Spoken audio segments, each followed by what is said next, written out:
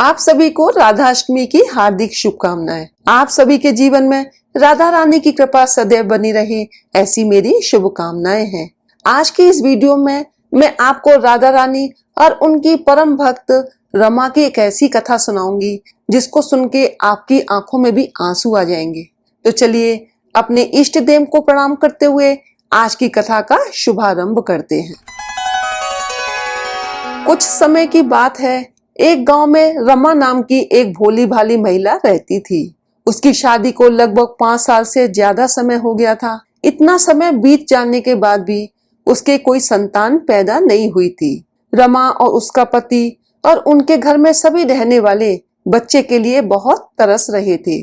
तब एक बार की बात है, रमा के पड़ोस की कुछ महिलाएं राधा अष्टमी के अवसर पर किशोरी जी यानी कि देवी राधा के दर्शन करने के लिए बरसाने जा रही थी। उन लोगों ने रमा को भी बरसाने चलने के लिए कहा और वह चलने के लिए तभी से तैयार हो गई। उसके बाद रमा अपने घर जाकर मनी मन बहुत खुश हुई और फूले नहीं समा रही थी। रमा इसलिए इतनी खुश थी कि वह पहली बार बरसाने के लिए राधा जी के दर्शन करने जा रही है।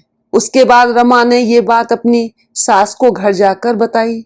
रमा की सास ने कहा कि ये तो बहुत अच्छी बात है, किशोरी जी की हमारे पर कृपा है। सास ने कहा, जा रमा, तू दर्शन करने के लिए जरूर जाना, शायद इस बार राधा रानी तुम्हारी ये गोद भर दें। उसके बाद रमा घर जाकर खुशी खुशी बरसाने के लिए तैयारी करने लगी। उसी रात को सभी महिलाओं को बरसाने जाना था।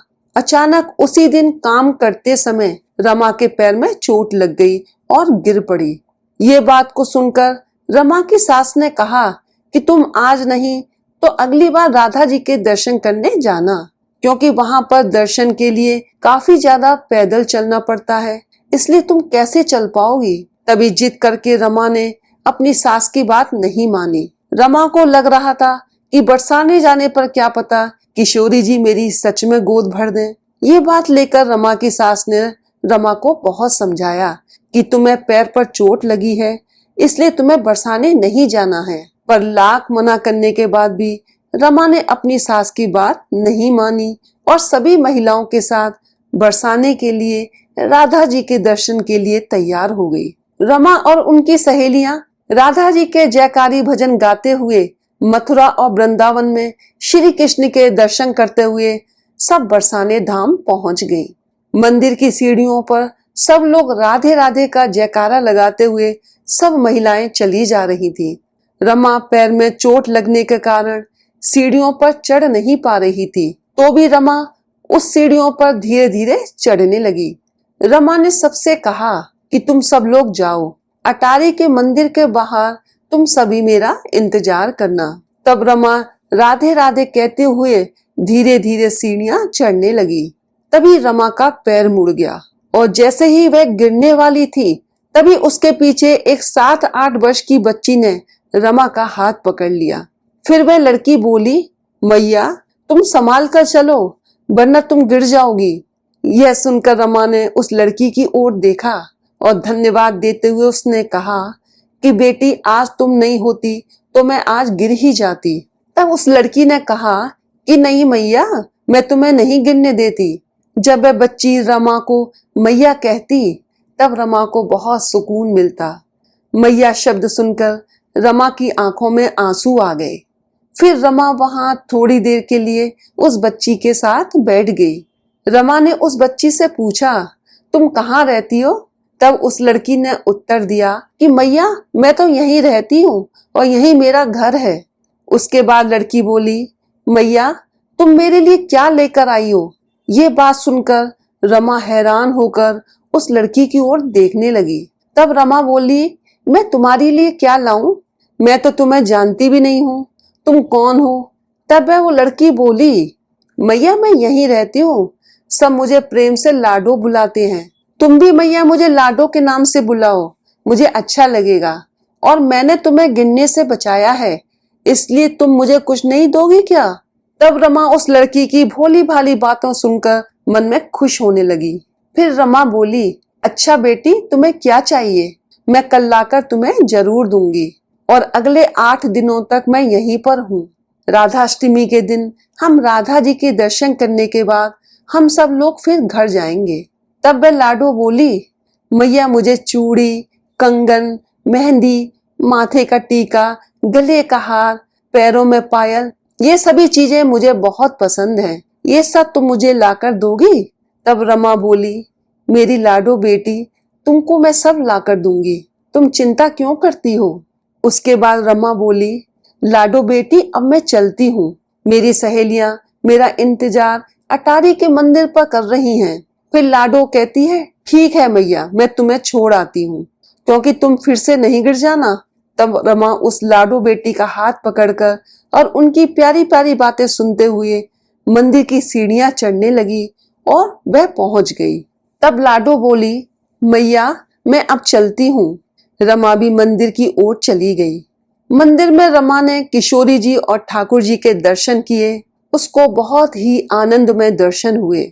अगले दिन रमा ने उस लाडो के लिए बहुत सारी चूड़ियां खरीदी और वह मंदिर की सीढ़ियां चढ़ रही थी कि तभी उसने देखा कि लाडो मेरा पहले से ही इंतजार कर रही थी।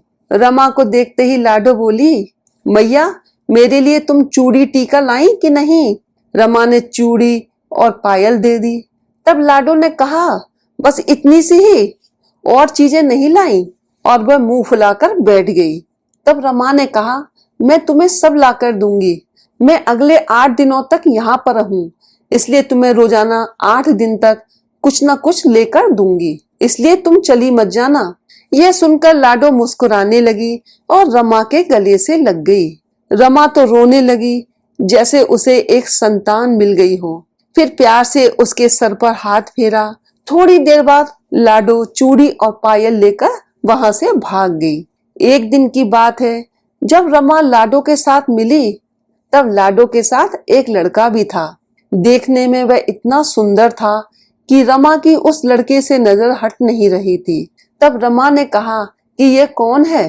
तब लाडो बोली, मैया ये मेरा सखा है, हम साथ में ही रहते हैं। मैया तुम कल इसके लिए भी कुछ लेकर आना। अगले दिन रमा उस लड़के के लिए सुंदर सी धोती और कपड़े और सुंदर सा मोर पंख लेकर गई। उसने देखा कि दोनों बच्चे वहां मेरा इंतजार कर रहे हैं सीढ़ियों पर। तब रमा ने उन बच्चों को बहुत प्यार दिया और बहुत सारी मीठी बातें की। फिर रमा ने जो चीजें खरीदी थी, कपड़े और मोर पंख, उन बच्चों को दे दिए। उसके बाद रमा ने कहा, देख लाडो, मैंने तुम्हें और तेरे सखा को सब लेकर दिया, और तुम दोनों ने तो ये सब पहनकर मुझे दिखाया ही नहीं। मैं भी तो देखूं कि तुम लोग इस वस्त्र में कैसे लगते हो। तब लाडो बोली, कल राधा अष्टमी है, कल तुम्हें मैं सब पहन के दिखाऊंगी। ये कहकर दोनों बच्चे वहां से चले गए। उसके बाद मंदिर के दर्शन करके वहां से रमा भी चली गई। अगले दिन राधा अष्टमी थी। तब वहां पर कई लाखों की संख्या में लोग आए हुए थे। वह सब जगह पर राधे राधे के जयकारे बोल रहे थे। तब रमा भी वहां पहुंची जहां लाडो रोज मिलती थी, पर आज वहां लाडो नहीं थी। तब रमा ने सोचा कि आज यहाँ पर बहुत भीड़ है और उत्सव भी है, यही कारण होगा कि लाडो आज नहीं आई। तब रमा बहुत भीड़ के कारण भी थोड़ी थोड़ी जगह बनाती हुई किशोरी जी के दर्शन करने के लिए पहुंच गई। वहां जाकर उस दृश्य को देखकर वह पत्थर हो गई। वहां उसने देखा कि किशोरी जी ने वही वस्त्र और श्रृंगार पहना हुआ है जो मैंने ये लाडो को दिया था। उसके पूरे शरीर से पसीने निकलने लगे। उसे कुछ भी समझ में नहीं आ रहा था। तब बड़ी मुश्किल से पुजारी जी से उसने कहा, आज वस्त्रों की सेवा किसने की है? पुजारी जी ने कहा, आज वस्त्रों की सेवा तो खुद लाडली जी ने की है। आज हमने मंदिर खोला, तब ये सारा सामान वहीं पड़ा हुआ था। हमें लाडली जी की मर्जी मानकर इसको पहना दिया। ये बात सुनकर रमा बावरी सी हो गई। उसे समझ नहीं आ रहा था कि मैं रोज उस लाडो और उस लड़के से बात करती थी, वो तो साक्षात किशोरी जी और ठाकुर जी थे।